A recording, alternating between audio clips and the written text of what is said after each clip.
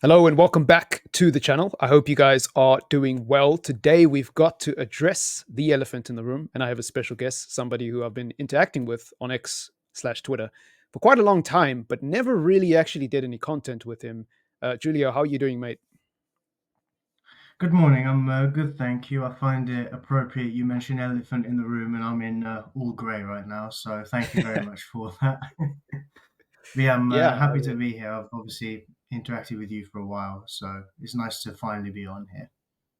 yeah, man, it's cool. I'm pretty excited for this as well because when you start a channel, whether you're doing it as a hobby, whether you're taking it seriously, it's always nice when you have somebody who's been there since the early days and kind of interacts. And I've also seen you comment in other live streams on other platforms as well, so it's pretty dope, man. And I'm excited. So, I mean, let's just get straight into it. This INEOS situation. Apparently, there was a meeting held at Old Trafford yesterday, which lasted the whole day, and I doubt they were just talking about Eric Ten Hag. They probably were talking about the stadium developments and all sorts of other things regarding the club.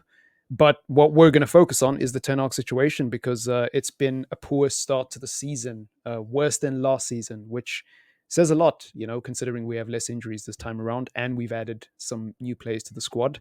What are your overall thoughts on this whole situation? I mean, really, do you think they'll actually sack him because it's gone quiet? I mean, the first thing is I think people have blown the meeting out of proportion a little bit since there was a report last week saying, excuse me, there was a report last week saying, oh, there's a meeting on Tuesday, and then people put the words of Eric Ten Hag after the Villa game, etc., to almost look like it was making it look like it was about it, but it was. I think we're a quarter of the way through the season, and I think it's common in business to meet quarterly almost to discuss certain things to do with the entire business, shall we say. And Yeah. if it's a pre-scheduled meeting, it's going to be a meeting where they'll discuss everything from stadium development to the situation at the club to the manager to everything. If it's taken a whole day, obviously you've got to account for lunch breaks, multiple tea breaks, multiple different maybe conference room shifts, and different presentation boards coming in and out of the rooms. Um, but jokes aside, I don't think there's much to read into the meeting itself for now. I think there's more to it than just the manager situation. I think with the manager situation, I think there will have obviously been a discussion this week at some point. Yeah. Um, I'm not surprised they haven't sacked him Yeah. because I just think, I mean, after the Liverpool game, I said to multiple people that they won't sack him in October because it's too early. With the investment in the summer and the even with the coaching staff as well, there's been a lot of changes on and off the pitch.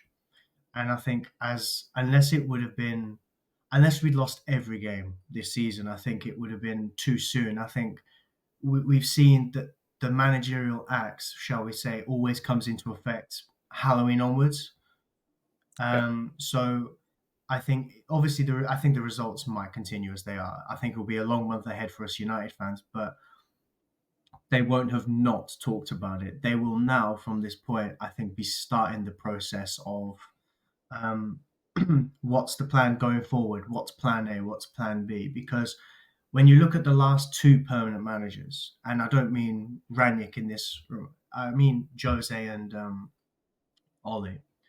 When Jose was sacked, it was December, but we all remember the reports pre Newcastle. So this time, 6 years ago now, that Yeah. regardless of if they win at the weekend, he'll get sacked. Then they come out, they go 2-0 down, they win 3-2, and Jose stays in the job for a couple of months. But it was from then that I can't remember whether it was before or after we played Juventus at home and we lost 1-0. And it was widely known that Solskjaer was in the building when that game was happening. And even though it was 2 months before he took the caretaker gig, it was then where Woodward started discussions with him. Would you come as an interim manager? And Yeah. obviously, 2 months later, we see Jose leave after Liverpool and Ole comes in. And then this time, 3 years ago, the results go bad for Ole. And that's when people are thinking, okay, maybe it's. I think the board wanted him to push his way out of it and, you know, come through with results and then, play almost get the team out of the bad form. And Yeah. I think part of the other reason those two manager sackings happened when they did was they were in the midst of tough runs. So Jose was sacked after the last of the tough games for a while. So for any new manager, any interim coming in, there's an easy run of games to come through. And it was kind of the same with Ollie, but because the Watford result I think was that bad, they just couldn't let it Yeah. go on any further because there were still Chelsea and Arsenal and Villarreal in the Champions League to come after that. So it was almost their hands are tied. So I always said that between November and Christmas will be a managerial change, and I still maintain that. So I think, I do think if he somehow lasts till the end of the season, I think he goes at the end of the season. But I don't think that'll be the case unless he turns the results around, which is looking very unlikely at the minute. I see him going any point between November the 1st and Christmas Day, to be honest. I think that's always been kind of the theme in a lot of, not just with United, but like Jose was sacked at Chelsea at Christmas, Yeah. the second time round. Multiple times managers to leave around that. November, December is the prime time for managerial changes. So I think Ten Hag now has another month at least.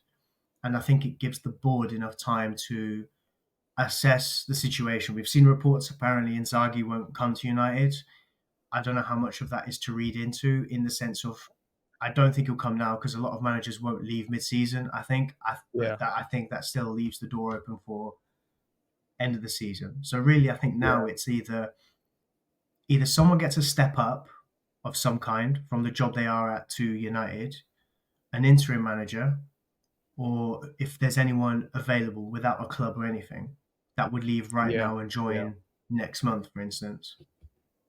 The tricky thing is, with the Inzaghi thing, I saw a report yesterday saying he was confused, like he was absolutely baffled by the links to United because he doesn't even understand English, and I chuckled because that was quite funny.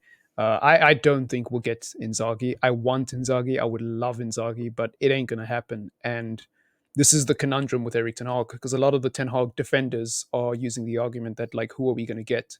And I think it is a weak argument because it's like there can't not be managers who are better in Europe than Eric Ten Hag, even the ones we don't know of. But at the same time, I'm trying to figure out who will United actually go for, right? Forget who I want, and it's kind of tricky. It is kind of tricky because I don't think United are as appealing as they once used to be. I think it's going to be hard to poach a manager from a job where they're actually doing well. A lot of people want the Stuttgart manager. I'm not really sure who it is, but I've seen a lot of people talking about him. I've seen a lot of people talking about Almarim because he supposedly is somebody who's looking for a job. I'm not too sure about those two candidates as well. And then you've got a lot of people talking about obviously McKenna, Thomas Frank, Thomas Tuchel. Now Tuchel makes sense because he's available, but as far as Thomas Frank and McKenna are involved, again, those are managers who are doing a relatively okay job where they are. So to get them out of that, you're going to need to really sell the project. And I don't know, man. I don't think it's just as straightforward as dangling the carrot and being like, "Why don't you come to United?" Because the game has changed. The game has really changed. I feel like managers are wise to stay where they are whilst it's going well, and only really jump ship when they either feel like they've got nothing left to prove or when things are going really bad. An example of this is also Alonso. Lots of speculation about him leaving potentially Leverkusen, but he showed that he actually isn't desperate. You just want a treble and you just achieve something amazing, why would you leave? Some people would say leave on a high and take that opportunity, but Alonso was like, nah, I think I'm cool. I'll stick with this project. And so far, Leverkusen are not doing well in the Bundesliga. It's early days, obviously, but he's sticking it out, and I respect that. I really do respect that. So I'm not really sure where United go from here, and the silence from the meeting is very deafening. I think if they were going to sack Eric Ten Hag, we would know by now, and there would be some murmurs, there would be at least some reports of it, but there's just nothing, you know. And I have this awful feeling that he's just going to stay, and we're going to have to suffer for a little bit longer, you know, um, which is tough. And you've seen some of my posts as well. Like I find the football that United are playing at the moment really, really unbearable. From the substitutions, the starting 11s, certain players he's persisting with in the starting 11, regardless of form and regardless of merit. And then on top of that, just our shape, the lack of balance in the midfield, right? The list of issues goes on. We've spoken about this millions of times. It's just a lot. But who would you want in if Manchester United were to go in for a manager? Like hypothetically, who would you want? I think you've hit it there when you're talking about the candidates and your Yeah, uncertainty for all of them. There is no prime candidate. There is no ideal candidate. There isn't a Klopp at Dortmund. Well, I say that yeah, maybe, but there isn't a Mourinho 0405 who's walking away after winning the Champions League at Porto, etc. There is no prime yeah, candidate for that. There's no prime candidate in. If I mention three pillars for you for United, winning, yeah, but in doing so from playing good football and doing it with the youth academy, there isn't anyone that fits all three. I mean, Ten Hag at Ajax kind of was that to an extent, yeah. but I wouldn't. I don't. I think it's beyond the point where you can say this guy did this at his last, did these things at his last job. Why not keep him? The Because there difference is in no body level of work is currently where he is. Yeah, there's no yeah, body of work right now where he is. I mean, if you cast your mind back to May, June time, the board, even without the two biggest decision makers in Barada and Ashworth, the board did so much window shopping, April, May time. They even spoke to candidates like Tuchel, and they couldn't agree terms, which I assume would be something to do with transfer power. You know, I think Ashworth strikes me as the kind of director who would want he would go, I want you to be a head coach. I want to have more of a say in terms of recruitment and transfers and that. And I've argued with many people about this with Tuchel. I do like Tuchel. What I like about him is that each of the last three jobs he's taken, actually no, exclude Bayern, Chelsea, Dortmund, PSG, he did different things there. So at Dortmund, there was obviously the attack in the press, etc. At PSG, it started as that, then it evolved into more of a possession game. Like Neymar's best football at PSG was as a 10 under Tuchel, and then Tuchel went into Chelsea, saw some of the similar issues we've got now, where he looked at them and went, right, you guys defensively are ill disciplined. You're not good tactically. Let me switch to a back five. Let me sort this out. And obviously, for that first 6, 7, 8 months, especially the 3 or so months after they won the Champions League as well, they looked really good. They looked genuinely like from nowhere. They went from this team that just couldn't do anything really, that you just didn't know what you were going to get with them. Defensively, they were poor in terms of goal scoring. They were poor as well. And under Tuchel, he made them look so good. You know, it wasn't so long ago we were saying that this was a coach who could potentially eclipse Klopp and Guardiola. And annoyingly, there isn't a manager like that out there right now that's available. Um, and I think the key, I mean, to be honest, I've seen Daniel Levy not hire Antonio Conte because of certain terms like coaching staff, hire Nuno, sack Nuno, and then decide to Conte, you know what, you can have your coaching staff, you can have your anything. So there's always the chance that if they go back in for Tuchel, they will negotiate. But I think the key thing here is that you don't want to, in the summer, especially without the two biggest hitters in decision making, you don't want to sack the manager without a plan because yeah, you end up risking what Spurs did, which was talk to 9 different people and hire Nuno, who was the ninth choice, yeah, and then sack him 3 months into the season. And I think the problem with I just don't know who you'd get. I mean, there's so many different routes you can go down, to be honest. yeah, What do you want? I mean, based on what the reports are saying, it sounds like they want an Arteta, so no, a young coach with an idea, bring him in, hope that he'll be here somewhere between 5 to 8 years, last the distance, build a team to get them challenging again with a clear idea. But I yeah, don't know if that's for a club the size of United. I don't know if that's the right way to go about it because yeah, there are managers who almost like players. There are managers who just come to United and be like, "This is the expectation here. The weight is something different."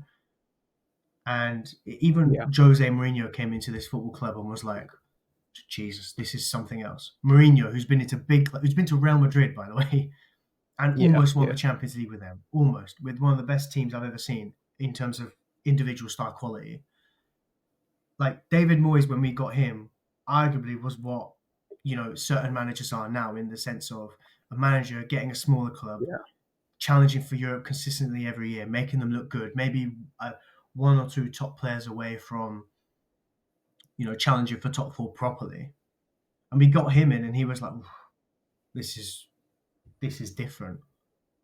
And I think it needs to be someone who, I think, knows the expectations of a big club and can handle big names, big players, big wages. I think Zlatan hit it perfectly with Ten Hag about a year ago now, when he said, "Good coach, young players, small wages at Ajax, comes to Man United, big club, and just seems a little bit not out of his, but just seems a little bit out of his depth almost with these kind of Yeah, players." yeah. You're talking to the Casemiros, the Varans, who, when you're taking training, are talking to teammates and going, "Zidane wouldn't have done this, Ancelotti wouldn't have done this," which That's the thing. obviously undermines the Yeah, current coach. But those are yeah, managers with experience of winning the big things at big clubs. yeah. I get So what you're saying. I I don't think, know what candidate there is. yeah, I get what you're saying. I think for me, the thing that people are missing here is United before Ineos arrived and United post Ineos for me are two very different things. And the reason why I say that is because it seems like Ineos want to go down the route of having a club structure and a club vision that doesn't depend on one manager. And I hope that's the case, because if that is the case, then I'm not really worried about who we go and get, because if they're not good enough, we can always move on to the next person without having to rebuild the entire squad, because it's not about the manager. It's about, this is the direction we're going in and you need to help us. And if you can't, we'll move on to the next guy and the next guy until we find the right one. The idea of bringing in a manager who's going to build a team in his own image and spend the next decade here, I think is one that we need to let go of as a fan base. I'm not going to lie, and some people might not like that, but I genuinely think a lot of Manchester United fans are still stuck in the Fergie era, and they want to recreate that romantic story in their head and fall in love with the team the way they did in the Sir Alex years again. And I just don't think that's realistic. Pep Guardiola summed it up perfectly. He said there basically is no such thing as a process anymore. You have to win trophies. That's the process. You have to win to buy yourself time so that you can actually uh, continue to spend time at a club. And on top of that, what's interesting is when you do look at some of the big clubs that are keeping their managers, whether it be an Atletico with Diego Simeone, whether it be Man City with Pep Guardiola, it seems like as these managers continue to become more successful, then they start to get more say in the transfers and they start to actually be able to earn the trust of the board, which is the way it should be. A manager should not be allowed to come in and say, I want this player, I want this player, I want this player. It's like, no, no, show us what you can do first. And then we will give you trust gradually. We will start to trust your judgment if we feel like it's in good hands. That's the direction I feel Manchester United should go in, which is ironic because a lot of people complained about managers not being backed under the Glazers and managers not getting their priority signings. That wasn't really the issue. The issue was the people who were making those transfer decisions didn't know what they were doing, and we had Woodward essentially running the club, and a lot of people making executive decisions based on marketing, based on shirt sales, as opposed to based on actually building a balanced team, right? Signings like Pogba, signings like Zlatan, bringing Ronaldo back the second time when Oli clearly didn't want him. Oli clearly has a lot of respect for Ronaldo because they played together and Ronaldo is Ronaldo, right? But when you listen to him talk about Ronaldo, he always has this tone, his tone and his undertone. It sounds like he always felt like it was a mistake.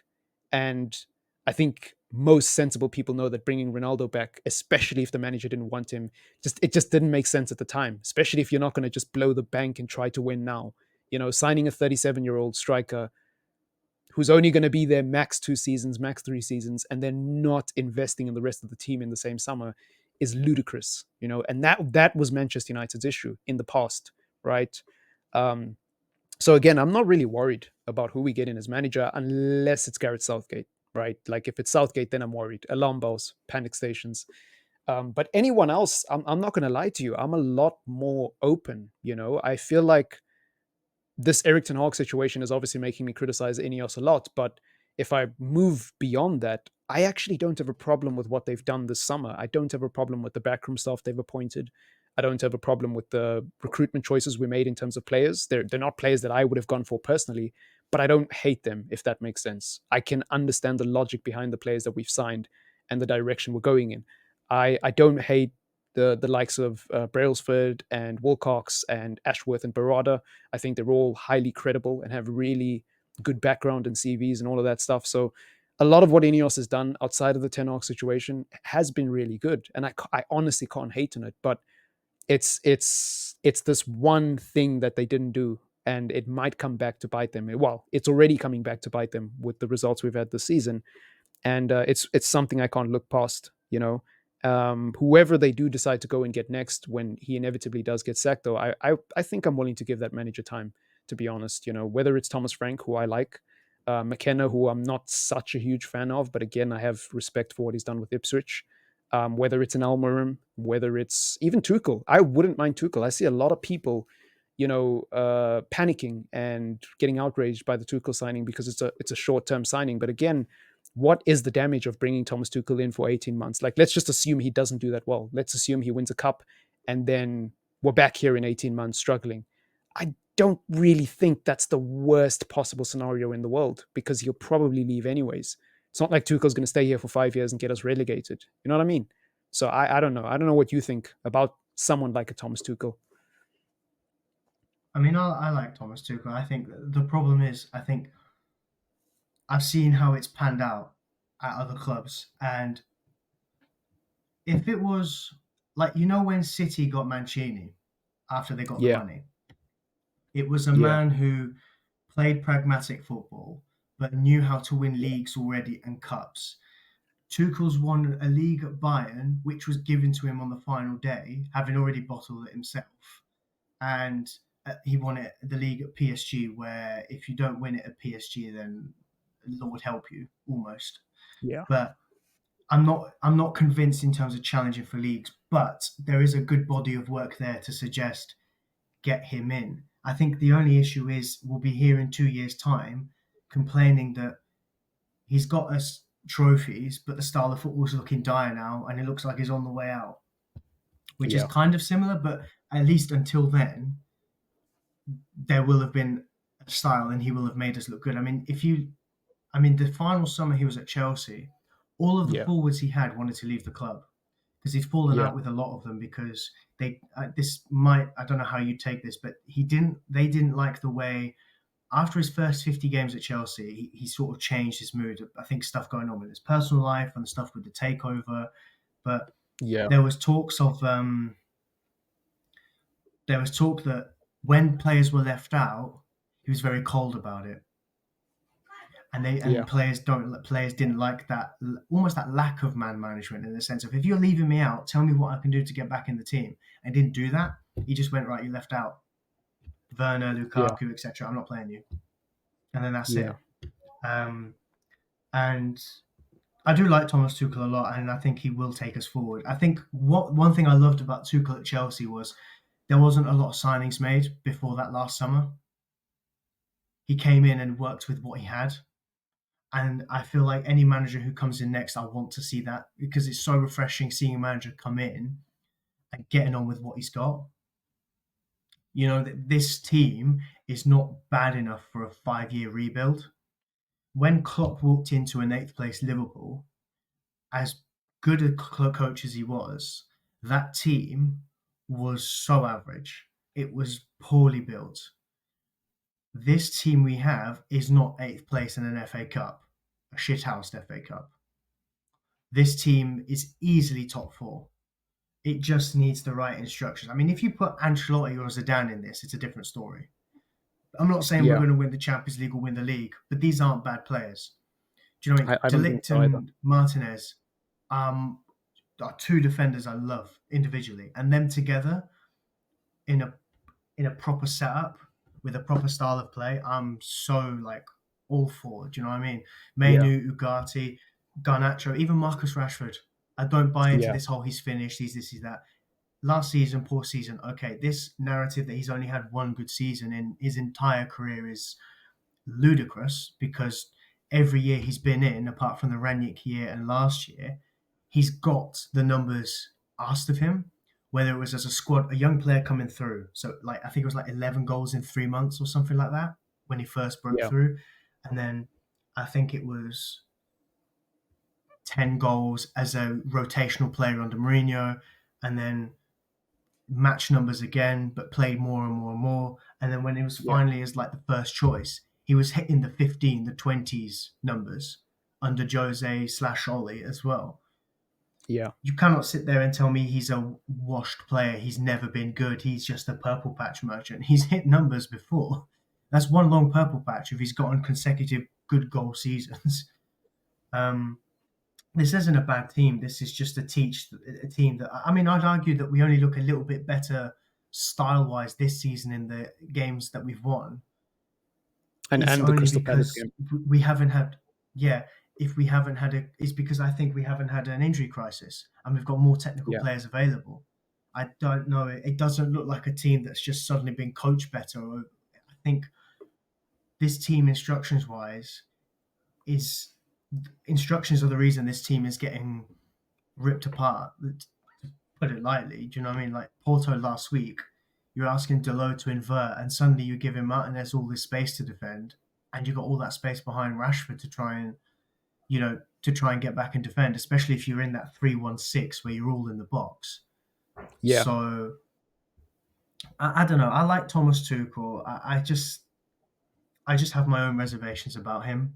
But if we got him, I wouldn't be upset. I think if you're going to go for a young manager, I think you've got to go for someone like an Alonso. Do you know what I mean? Someone who, or at least someone with a body of work. There needs to be a body of work there. I mean, the new setup I do like. I think it was a good recruitment in the summer. Personally, I think that what they did with the Yeah. coaching staff, I think, was brilliant as well. And you cannot say they haven't backed Ten Hag. They may not have wanted him, They but they've still definitely given have. him. We've signed you a bunch of players, Yeah. so go perform. I said at the end of last season, all this entire team, the players, the manager, etc., needs a good first 6 to 10 weeks to prove that they need new contracts, to prove that they should stay around for the long run. And unfortunately for the manager, it doesn't look that way. Do you know, Yeah. if we'd lost to Liverpool and Spurs, but we hadn't looked so spineless, I don't think it would have been as much of an issue as it has been. But it's just been poor in the bigger games. It's just been absolutely poor. So That's yeah. That's the thing with Ten Hag. I think one thing I do like about Thomas Tuchel is he will make us a lot more difficult to beat. Right? I think there's two key distinctions with Thomas Tuchel versus Ten Hag, right? Because they have quite a few similarities, but I think the major differences, one, Thomas Tuchel has European pedigree and will make us a better team in Europe. Definitely, no doubt. And two, in the league, he may not get us challenging because his league record, as far as at the elite level, meaning in terms of challenging, winning the Premier League or coming second, it's not particularly great if we're being honest. However, he will make us difficult to beat. And he won't have us playing basketball every day where it's 24 seconds, they've got the ball, 24 mm, seconds, we've got the ball, and we're treating the ball like it's a grenade. And that's the one thing that makes me think, you know what, I wouldn't mind Tuchel right now, especially when I compare him to Ten Hag. But as far as what you were saying about needing a body of work, even for the younger candidates, it's interesting because I look at Bayern with Company, I look at Chelsea with Maresca, and there's quite a few clubs. I wouldn't say massive clubs, but there's a few big-ish clubs in Europe that are going for the younger managers, the less known managers, less proven. I mean, obviously even Arteta at Arteta when Arsenal. he went to Arsenal, yeah, Yeah, yeah. Literally, you read my mind because people have been using that example to defend Ten Hag for such a long time, and it makes me laugh because there are no similarities between Ten Hag and Arteta. If anything, using Arteta as an example to defend Ten Hag makes Ten Hag look worse because Ten Hag is more experienced than Arteta. You know, Arteta, this is his first job as a manager, and he's there's outperforming a a better guy who was at CV, Ajax. arguably. Exactly. And it's like, so people, ironically, a lot of these Ten Hag in guys, they use the wrong arguments to defend their manager, but that's besides the point. I just think there's a lot of clubs going down this route of the unproven managers. Even Leverkusen with Alonso, people are using him as an example, Mm. of somebody who has a body of work now. But again, somebody had to take the chance on him. And I'm not saying Leverkusen are the size of a Manchester United or Chelsea or Real Madrid, but they are still a big club in the German climate, right? And so for them to go for someone like that who's fairly inexperienced at being a In the head position they coach, were in as well, because they were exactly. bottom of the league Yeah, around the time they hired him, and they hired him out of yeah, Sociedad's academy. But the one exactly. thing You know, all those managers did that Ten Hag didn't do was yeah, implement your style, not abandon your principles, and the league adapts to you. yeah, Ten Hag hasn't done that. Every top manager, yeah, even with Klopp system, Pep system, Arteta system, there's a yeah, system there. The league adapts to that system when they play them, and whoever go like Arsenal's team, Arsenal squad, pound for pound, individually, is not better than Man United's. I think you they've think got so? some great players in their team, as a squad, especially as a squad. There's a Okay, lot of okay, players in yeah, United's team. If they were in, you cannot sit there and tell me that. Obviously, they're playing better because they're in their system. But if you swap the yeah, two managers, I think Arteta might be happier with what United have as a collective. yeah, Because I will say, because here's the problem Arsenal have had over the years: squad depth. When there's, especially in the forward line, if Saka's injured or yeah. Havertz is injured or not Odegaard, we're seeing it with Martinelli because Odegaard now. They're he's not. playing, they're playing dodgeball Yeah, now that Odegaard's exactly. out.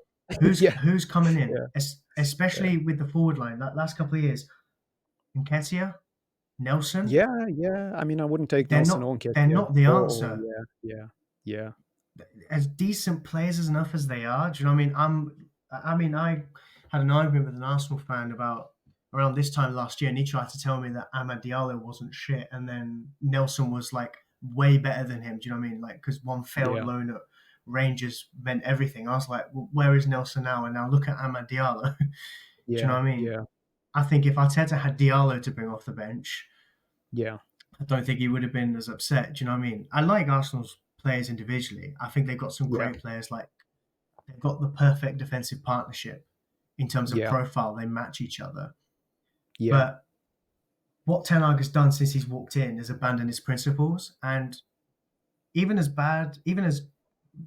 so bad as some of the players Arteta has at Arsenal as backups, when they go into the system, they still look great.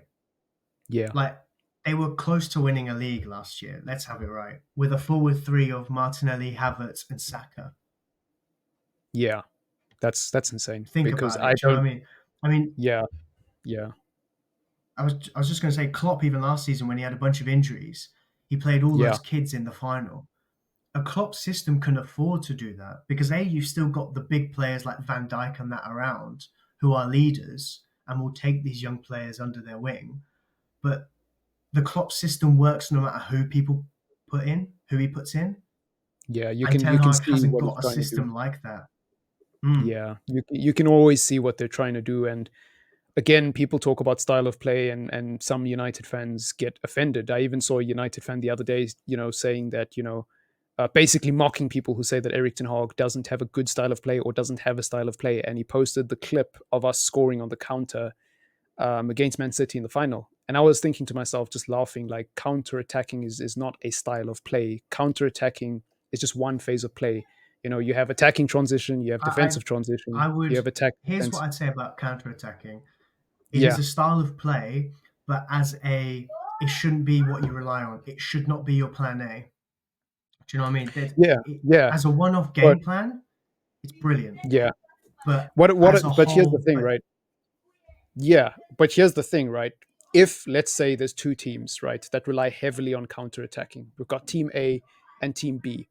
I wouldn't describe them both purely as just counter-attacking because Team A might be a team that presses high and gets turnovers in the opposition off and then counter-attacks, whereas Team B might sit back and be pragmatic and try to soak up the pressure. So I would look at both mm, those teams and be like, okay, they both counter-attack, but there's different what is their principles of style? play. Yeah. And so for me, when I look There's at a a, team style of play, I don't look at because if a team scores a lot of set piece goals, we don't say they're a set piece team, right? No, we say something else about them. We look at how they set up out of possession, in possession. And that's the thing that bothers me is like people will use a one-off clip to define Erik ten Hag's style of play and use it as evidence. And I'm like, but bro, that's not a style. And if it is a style, it's not good enough. You can't spend 600 After two million and full all you seasons have as to show. well. Yeah, Mm. yeah, that's the thing. It's That crazy. money, So that time frame, yeah, if that's what you're still yeah, relying on, something's gone yeah, wrong along the way. Because let's have it right as well. Ole Gunnar Solskjaer walked into United and said, I want this team to run more than everyone else. I want this team to be fitter than everyone else. In his caretaker role, it famously we went to PSG away and won with all those with no squad depth. But we did it because so many injuries were picked up because the fixture schedule and what Ollie was asking the players to do in training was just too much for their bodies to take just initially. Because to go from what Jose did in training to Ollie getting everyone to run loads more, a lot of injuries happened, I think, as a result of that. And I just think that what went wrong for Ollie early on was the fact that he saw that it wasn't working and his job was on the line. So he went back to let's just get the results no matter what. And I think that was Yeah, the worrying thing about him. And for every manager, if you abandon your principles, you're going to lose your job at some point because at this rate, you're never going to implement your style at all. yeah. Yeah, no, especially when you're in season three. Like in season one, I don't mind a manager being pragmatic and trying to make us difficult to beat and all of that stuff if they weren't doing that at their previous job. But season two and season three, you need to find a way of slowly moving forward towards whatever vision you have of the team. And the tricky thing is like there's certain football fans that don't mind a manager abandoning their principles as long as we're winning trophies. But for me, being entertained is very important, right? I love when we win the FA Cup. I loved it when we beat Man City in the final. Don't get me wrong. And I loved winning the Carabao Cup against Newcastle. It was fantastic. But I don't love those things more than having something I can get behind with regards to my team, especially if those trophies are going to come at the expense of top four and those trophies are going to come at the expense of us potentially challenging. Like if they're just masking how bad we are in the league and in the Champions League, and there's no indication that we're going to challenge uh, in those two competitions, then for me those trophies don't really mean as much. It would be a different story entirely if we were in the top four already and we won an FA Cup. Maybe the football's not particularly great, but look, it's getting the results. I can stomach that. But when the football's awful and we're losing games to teams that we shouldn't be losing to, and the games that we are winning, we're still sat there going, how the hell have we won that game? We should have lost. The only reason we won is because we have better individual quality, against teams in the bottom half of the table. It's crazy. There's been so many games over the last 18 months where I've just sat there thinking, how have we done it again? How on earth have we done it again? We should not be getting away with this. And the proof's in the pudding because our record against the top six is awful. So it's no surprise when we come up against a starting 11 of players who actually can match our individual quality that suddenly we don't get away with what we've been trying to do.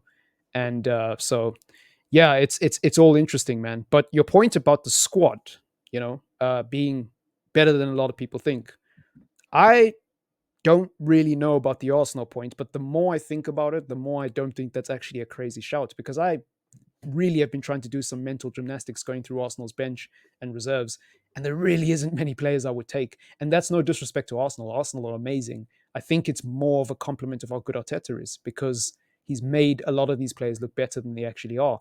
And I look at other teams, Spurs, right? Spurs are kind of in the same boat as us, but they're still above us in the league. You've got Chelsea, who are doing much better than was expected. We used to be mud brothers, but now Chelsea seem to be flying high. You've got Liverpool as well, who are solid top four contenders and definitely, well, arguably title contenders, to be honest, under Slot with the way they've started. I look at all of these teams and I look at their benches and, like across all three positions, and there really isn't that many players that I would trade. And a lot of these teams, I think Man City is the only team in the Premier League where I say, okay, right, their squad is miles ahead of everybody else.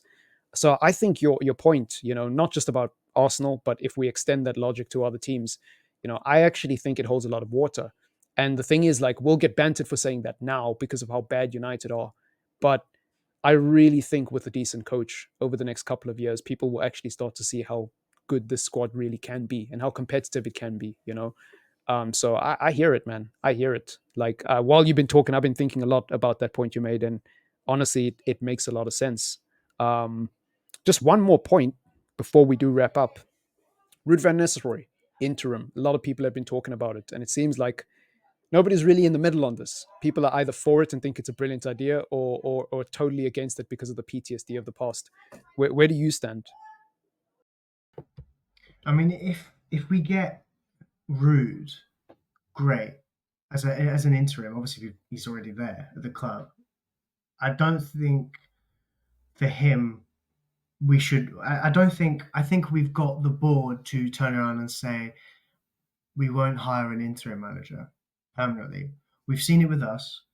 We've seen it with Chelsea with Di Matteo. We saw it with Roma Yeah. literally last season, Yeah. and Roma already sacked that interim manager 4 games into the new season. Um, Yeah. to be honest, I don't think. I think I've seen reports about Carrick. I would rather Michael Carrick as an interim manager than Ruud van Nistelrooy, Oh, really? personally. Yeah, I saw what I saw with Carrick when he did those 4 games 3 years ago. Um, obviously, new manager bounce will, but a lot of players immediately looked like the shackles had come off. Like Jadon Sancho scored 2 in 2 games, for instance, Yeah. having not scored for United before and not really done anything. Bruno Yeah. Fernandes ended his longest goal drought. It was it was very simple play from us, from what I can recall, but it was effective, and we got big results. We beat Arsenal, who were doing really well in the league at the time.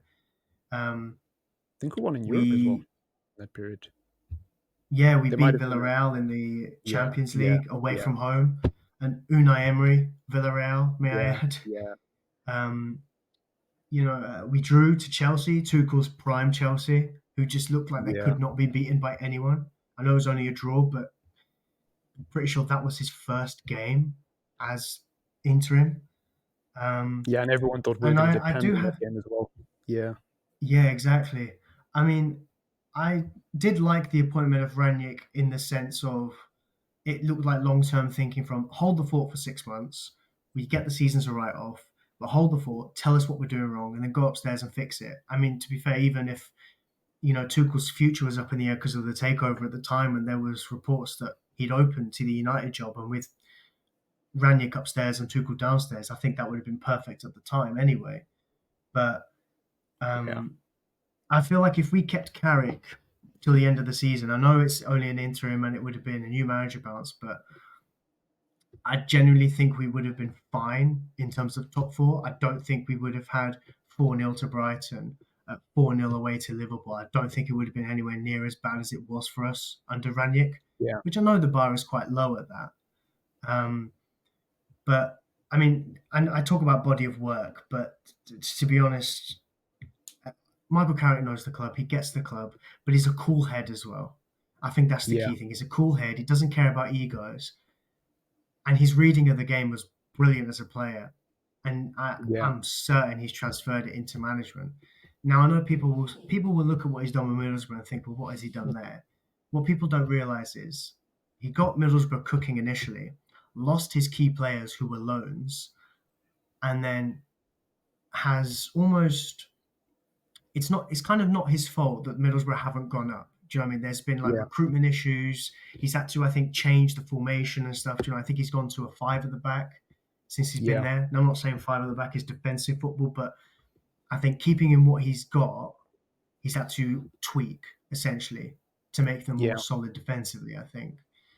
But coming into the United gig, a club that you know very well, but bearing in mind he was a coach there for some of these players as well, they already know Yeah. him. A good young coach. As an interim manager, I don't think you can do much better, to be honest, because there isn't a lot of interim managers out there. As good as Rude is, I'm just not convinced with him. I know he's won the league with PSV beforehand. I don't know how Yeah. much to read into reports about, there was fallings out with players and stuff, and obviously the way he left. But I always kind of think that if you come in as coaching as part of the coaching staff and things are still not right, there is an element where you might be part of the problem. Might not be you Yeah. directly. The manager might just be overruling everything you're saying completely as if you're wrong. Yeah. But I just think you've got to take some responsibility, even though you've been there for 3 months. Same Yeah. with Rene Hacker as well. Yeah. So I feel like an external interim appointment would be better because it's someone from the outside coming into the environment. It's not Yeah. like I get that. do you know what it is? We've seen teams go down hiring assistants as permanents. Yeah. Like Wolves 12 years ago sacked Mick McCarthy, who just kept them stable, kept them up every year, and they let his assistant take over for the rest of the season, and they just bombed out the league. I don't think they won Yeah. for the rest of the season. We saw the same, I think, with QPR a few years ago when Harry Redknapp left Yeah. mid-season.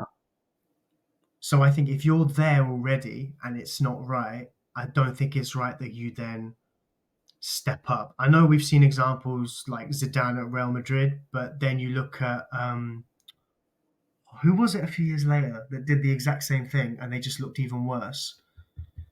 Uh, Solari, I think the name was Santiago Yeah. Solari, I think was the name at Real Sounds Madrid. familiar. So they sacked Lopetegui, brought him in, bombed out the Champions League to Ten Hag's Ajax, and then suddenly the third manager of the season was Zidane coming back.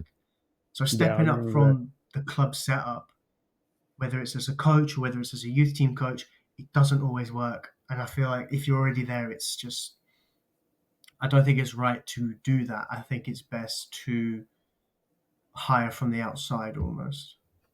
Yeah, I mean, I think the only way it makes sense is if Rude stays at United as an assistant or stays at United as a coach for a long period of time. And in that period of time, we actually progress as a club. He actually gets to see the not so good and the good parts of it, because obviously with Eric Ten Hag, he'll gain a lot of experience. Granted, it's only 3 months, but he'll gain a lot of insight into how things can go terribly at a big club. And this will be a learning experience for him. And then if the next manager comes in and is really successful, he'll then also get that side of the coin as well, which is good. And then maybe we can revisit this conversation 3 years from now and the opinions might be different. But I hear what you're saying. I think it is a very good point. My thing is, McKenna and Carrick were both here when Ollie was here. Now, in hindsight, I don't blame them as much because there is a possibility that assistants or coaches want to do something, but the head coach or the manager is just saying no. And I think that's a very big possibility with Eric Ten Hag right now because Benny McCarthy came out and said not only is Eric Ten Hag a good tactician, but his problem is he's not a great communicator. He lacks the passion. But there was a third thing that he said that people aren't talking about enough, and that is that he had certain things that he wanted to do personally, but he couldn't because of Ten Hag, right? Ten Hag had his way that he wanted to do things. I can't remember what the wording of it was specifically, and I really should have prepared it before we recorded this, but Benny McCarthy essentially was alluding to the fact that he wanted to do specifically with the attacking players because that was his role in the team. There's certain things that he wanted to do, but he couldn't because of the manager. And the manager's ideas weren't really coming across anyway. So he was like, you might as well just let me try my own thing because these guys aren't getting what you're talking about. And there's always that, right? And the only reason I bring that up is because that's always a possibility with Rude. Again, I'm not using it as an argument to defend him. I'm just using it to apply context, really, because I wouldn't even know where to begin to make the argument that Rudy's a good assistant, anyways. Apart from the fact that I just like the fact that he played for United. I don't really think his time at PSV is that much of a leg to stand on. One, PSV had a really good squad at the time. He had Branthwaite on loan and a couple of other players in that team that was really good pieces of business for that season. Two, it is the Eredivisie, and we've been down this road before with Eric Ten Hag. So I can't, on the one hand, say we can't use that argument for Ten Hag and then use that argument for Ruud. That body of work, as far as I'm concerned, is on fraud watch, and it's not credible. In this conversation, as far as I'm concerned. So it's interesting. If you did make it this far in the podcast, you're an absolute legend. Smash the like, subscribe to the channel if you are new. Let me know what you think in the comments down below of anything we've discussed. But yeah, man, Julio, any final thoughts with regards to this conversation? We've spoken about INEOS, we've spoken about potential replacements. We've spoken a lot about the managerial situation, even how good the squad is. We haven't really talked about the fact that a lot of teams that weren't really expected to be getting ahead of us this season are doing well. You've got Chelsea, you've got Villa, Spurs. Yes, they're kind of as bad as us, but they're still above us in the league. There's lots of teams that are doing much better than us. And I don't know where you predicted United to finish, but I saw a lot of people putting United in the top four, and I was just going crazy. I was just losing my mind, thinking, "What? Like, am I crazy? Am I the only one who thinks that we're gonna have a bad season?" So, what do you think, man, of the rest of the season and just some of the other teams in the league in relation to United? I mean, I'll send you my predictions after this. They don't make for good reading, I'll put it that way. But I will try to justify my thought process. Yeah, Um, yeah, I think Emery's doing his thing at Aston Villa. That momentum won't stay for long, but Emery's really. I mean, we've discussed Emery multiple times on Twitter. So if anyone watching enjoyed our conversation today, you'll find a lot more of them just between each other publicly on Twitter anyway, on yeah, different posts.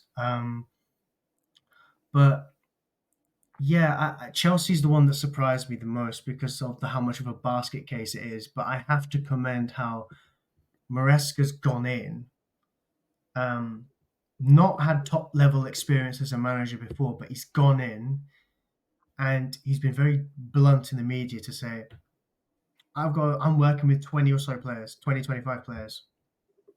So forget this 43,000 player circus we've got going on here. This is what I'm working with. And even though the club has obviously spent a lot of money again, he's got them playing his way immediately. yeah, And I think that's a pouring. I think we're seeing with Maresca and Slot going in, you already see what they're about. You already see what they want from their team, and it looks very bad on Ten Hag with the excuse. Because I myself made the excuse last season that it's not his team yet, but yeah, that was because I have in my head there's a certain number. I think if you make 10 permanent signings or more, it's your team. Like yeah, of Ten Hag's 14 signings before the summer just gone, of 8 of them, I think 2 of them were frees, one of which was for a fifth choice centre back, and then the others were yeah, loans, who 4 of those loans weren't here last season. But now, after the summer just gone, it is his team, and there's no system for them to embed in. And I yeah, think that is a problem because a lot of players at Chelsea are new to this Maresca style, whether it's incoming players or players who are already there. So it's worrying, but I've been really impressed with Maresca's squad management. And I think that's almost, I don't like saying this about Chelsea, but that's almost something you have to look at as an example. I've seen people say that's not a benchmark, but then if you look at Juve and Barcelona particularly with yeah, Motta and Flick and what they're doing, Flick with barely any investment and Motta with a rebuilt midfield, like three, yeah, four new midfielders, their stars are in there as well.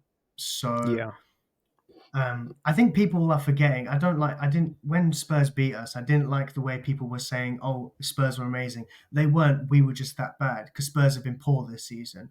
No one is asking questions of Spurs yet. And I find that very concerning because they've not been convincing enough all season. We just made them look good.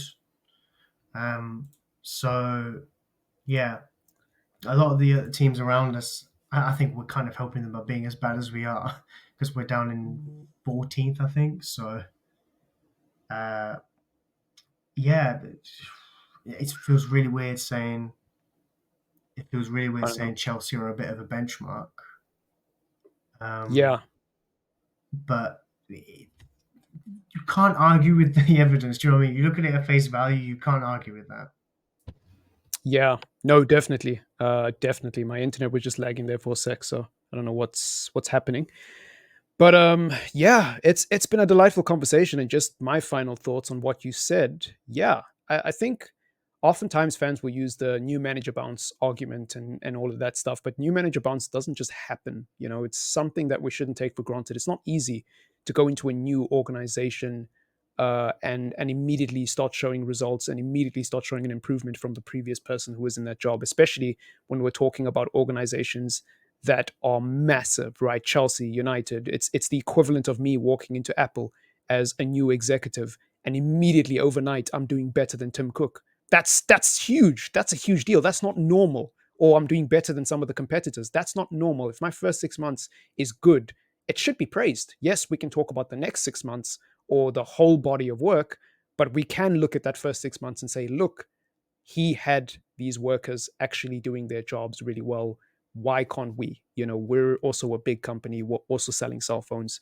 Why are their products selling at an astronomical rate in the first 6 months that this guy arrived, but our new manager needs 3 years. That's a totally fair question to ask. And I think sometimes football, because a lot of people use it as an escape and we all use it as entertainment, we forget that football is real life in the sense that these people are employees of institutions. We see Manchester United as, some people see it as a religion, some people see it as an escapism. Whatever relationship you have with Manchester United, sometimes we try separate it from the real world. But the truth is, these guys are just paid employees at the end of the day. And so it is perfectly fair and right to judge a manager and say, why is it that all your other competitors with less time, less investment, are doing a significantly better job? That is normal. But somehow people have made it not normal. Somehow people have turned it into something negative and controversial and toxic to say. I even saw someone on Twitter posting, what about Ten Hag's wife and kids? And I'm thinking, oh my God. Like, I wish I could use that as an argument, at my job when I'm underperforming and be like, but I've got a family, I've got kids, don't fire me. And it's like, that's just not how the real world works, man. It really isn't. And some people might not want to hear that, but it's the truth. It really, really is. So yeah, it's crazy. But we're just under an hour. I didn't expect it to be this long, but Julio, it was an absolute pleasure. And hope to do this again sometime, man. Peace. Okay, let's just end.